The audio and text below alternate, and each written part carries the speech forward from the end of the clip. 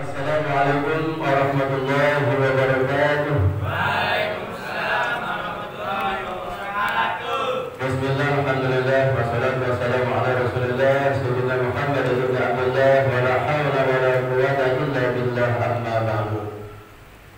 Wa qala Allah ta'ala fi kitabihil azim, a'udzu billahi minasy syaithanir rajim. Bismillahirrahmanirrahim. Ya ayyuhalladzina amanu kutiba 'alaikumus siyam kama kutiba 'alal ladzina min qablikum la'allakum tattaqun. Wa qala Rasulullah sallallahu alaihi wasallam, idza mata al-insanu inqata'a 'amaluhu illa min thalathatin, sadaqatin jariyatin aw 'ilmin yuntafa'u bihi aw waladin shalihin yad'u lahu. Para remaja masjid yang saya hormati, yang saya banggakan, yang saya cintai, mudah-mudahan senantiasa mendapatkan rahmat, maghfirah, barokah serta ridho dari Allah Subhanahu wa taala untuk kita semuanya. Amin Allahumma amin ya rabbal alamin. Kita sebagai manusia itu beribadah kepada Allah Subhanahu wa taala ada berbagai macam. Ada ibadah qalbiyah. Jadi ibadah qalbiyah tersebut hati kita saja yang beribadah. Contohnya apa? Zikir. Nah, itu hati kita. Allah, hati kita ingat.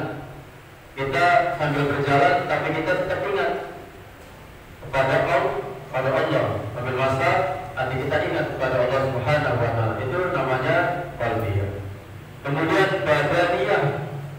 Artinya adalah ibadah anggota badan kita yang bergerak. Contohnya apa? Puasa. Ya, puasa kita terasa enggak badan kita?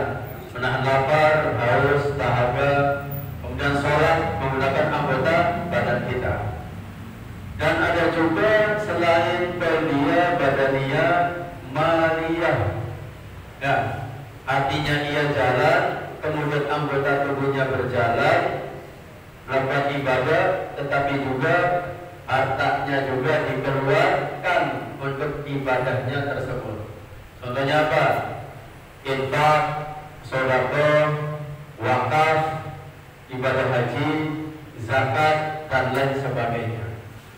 Nah, yang kita bahas di sini adalah tentang infak, sedekah, wakaf. Ya. Apa itu yang dinamakan infak? Ada yang tahu? Ada enggak? Infak itu adalah dalam bentuk uang yang dikeluarkan oleh seseorang, baik itu dia setelah bekerja, ya, atau dari tabungannya diberikan kepada orang lain, atau diberikan kepada masjid, kemudian ke musola, yayasan, panti asuhan, dan lain sebagainya. Itu bentuknya adalah uang infak. Contoh, Ferry, saya infak sekian ribu misalkan. Nah, itu bentuknya itu uang, bentuknya harta, uang. Nah, itu yang dinamakan infak, mengeluarkan harta benda kita di jalan Allah Subhanahu wa taala. Nah, kalau sedekah bukan hanya uang yang dikeluarkan, tetapi juga bisa tenaga, termasuk bisa senyuman, bisa pikiran, dan lain sebagainya. Nah, kok bisa senyum? Ya, kalau semoga fi wajhi akhika sedekah. Senyum kita kepada sahabat kita, saudara kita adalah sedekah. Nah, kemudian Pak, saya kepengen membantu pembangunan musola tetapi tidak punya uang. Bagaimana dengan tenaga saya? Saya menyedekahkan tenaga saya. Itu dinamakan juga sedekah. Ya, kemudian zakat, jelas. Zakat terbagi menjadi berapa? Menjadi dua. Zakat fitrah dan zakat mal. Zakat fitrah artinya kita mengeluarkan zakat. Ya, kalau sekarang 2,8 kg atau di kota Cirebon itu 42.000 rupiah nilai uangnya, ya, untuk membersihkan apa? jiwa kita. Kalau zakat mal untuk membersihkan harta. Nah itu zakat mal seperti apa? Kita melihat haulnya. Kalau misalkan dalam 1 tahun kemudian kita menyimpan uang, atau kalau dibiaskan itu misalkan emas 85 gram. Nah kalau 1 gramnya 1 juta, berarti kalau seseorang menyimpan uang dengan nisab 85 juta dalam 1 tahun tersimpan, maka dia itu sudah wajib harus mengeluarkan zakat mal 2,5%. 2,5%. Berapa 2,5% dari 85 juta? Berapa? Kalau 10%-nya saja kan 8.500.000. Kalau 5 juta berarti berapa? 4.250.000. Kalau 2,5% berarti berapa? 2.575.000. Jadi 2.575.000 rupiah. Itu yang harus dikeluarkan ketika seseorang dia itu minimal dalam 1 tahun memegang uang 85 juta. Yang tadi tuh, yang contohnya dari emas. Kalau kita memegang emas 85 gram, maka senilai dengan 85 juta rupiah. Nah itu yang dinamakan zakat. Nah kemudian ada istilahnya wakaf. Apa yang dinamakan wakaf? Ada yang tahu? Seseorang yang memiliki sebidang tanah, atau dia memiliki uang, kemudian dibelikan tanah, atau dia memiliki bangunan, kemudian diwakafkan kepada orang lain yang diambil manfaatnya tersebut. Orang yang mewakafkan disebut wakif. Kemudian orang yang diserahkan tanah tersebut untuk dikelola atau bangunan tersebut, bahkan ada juga yang wakaf uang kemudian dia mengelolanya disebut nazir. Nah, orang yang mengelola wakaf itu kalau ketentuan di Indonesia itu paling tidak 5 orang yang sebagai nazir atau sebagai saksi dia yang mengelola wakaf itu. Dan wakaf boleh dikelola ya untuk kemaslahatan umat itu. Kalau memiliki pendapatan dari hasil wakaf tersebut itu diberikan kepada masyarakat sekitar. Tetapi tanah atau bangunan yang wakaf tersebut itu tidak boleh dijual. Nah, kecuali kalau misalkan ada beberapa hal. Contoh, ternyata tanah itu akan dibuat jalan tol. Maka dari pihak Jasa Marga kemudian dia harus mengganti tempat yang senilai dengan tanah tersebut. Ya, itu ada undang-undangnya. Undang-Undang Nomor 41 Tahun 2004 tentang perwakafan. Nah, sebagaimana Rasulullah SAW juga mengingatkan kepada kita,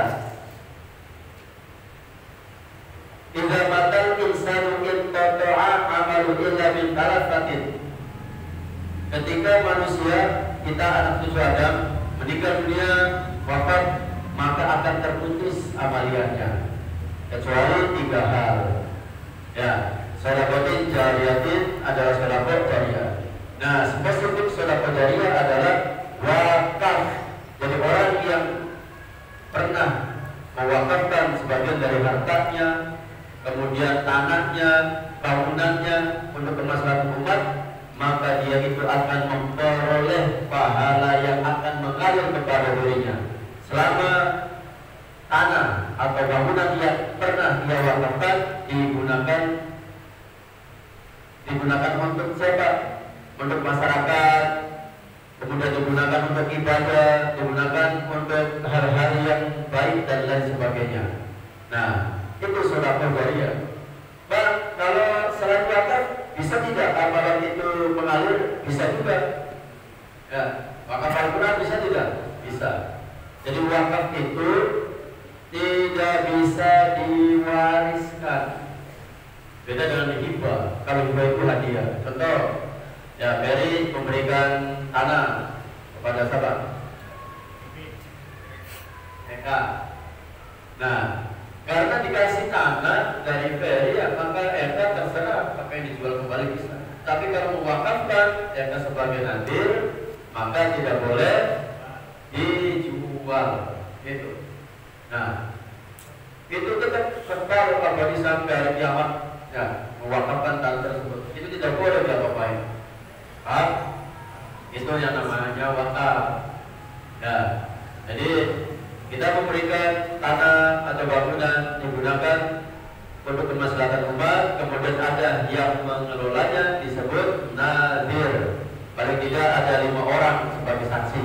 Dan nadir ini bukan orang biasa, tetapi orang yang harus mengerti manajemen keuangan, kemudian hukum wakaf, kemudian bisa mengatur bagaimana supaya tanah wakaf tersebut atau bangunan tersebut bisa berkembang, kemudian mendapatkan manfaat, dan manfaat tersebut diberikan kepada masyarakat.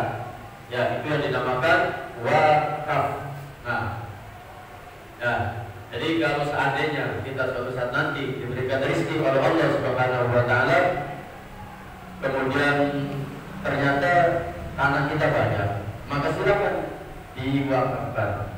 Nah, ada yang harus diambil dari wakaf yang seharusnya supaya bisa menjadi maslahat umat, yakni masjid. Itu. Jadi masjid memang harus dari tanah wakaf. Nah, kalau seandainya milik pribadi, ada kemungkinan bisa jadi masjid itu bisa gampang dirobohkan, mungkin tanahnya dijual. Kalau ada seseorang yang mewakafkan tanahnya, bangunannya untuk orang lain, maka harus diketahui oleh semua pihak keluarganya. Artinya apa? Artinya dia sudah benar-benar memberikan tanahnya, bangunannya kepada orang lain yang diketahui oleh masyarakat dan terutama diketahui oleh keluarganya. Oke, itu saja ya terkait dengan amaliyah atau ibadah qalbiyah, kemudian badaniyah, kemudian maliyah, termasuk juga perbedaan antara infak, sedekah, kemudian wakaf. Mudah-mudahan 10 menit yang disampaikan tadi bermanfaat